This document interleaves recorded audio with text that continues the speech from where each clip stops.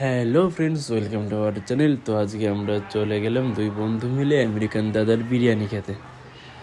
তো তোমরা ভিডিওটি স্কিপ না করে পুরোটা দেখো।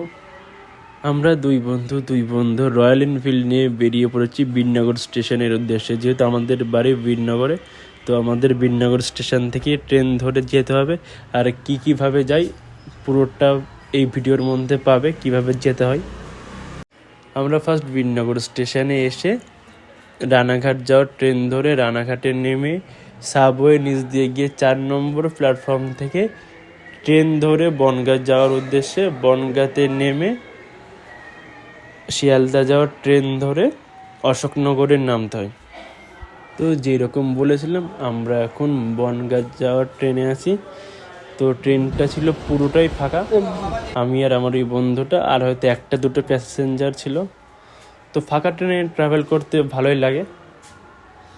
তো কথা বলতে বলতে পৌঁছে গেলাম বনগাঁ স্টেশন।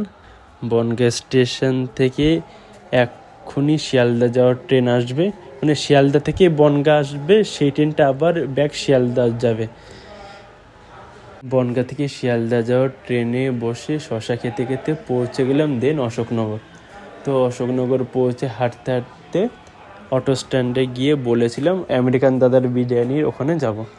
তো ওরা হয়তো মাথা পিছু 14 টাকা করে ভাড়া নিয়ে আমাদের পৌঁছে দিল আমেরিকান দাদার বিরিয়ানির ওখানে।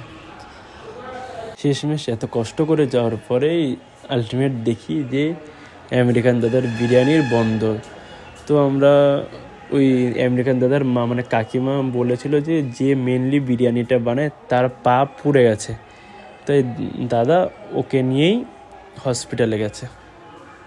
তো আবার অটো করে আমেরিকান দাদার বিরিয়ানির দোকানটাকে ছেড়ে চলে গেলাম হাবড়া বাচ্চার বিরিয়ানি খেতে। অনেকটা দূর থেকে এসেছিলাম, তো তাই আজকাল আর তো যাওয়া যাবে না, তার জন্য বাচ্চার বিরিয়ানির ওখানে চলে গেছিলাম। তো ভিডিওটা আজকের মতো এই পর্যন্তই। তো বাই।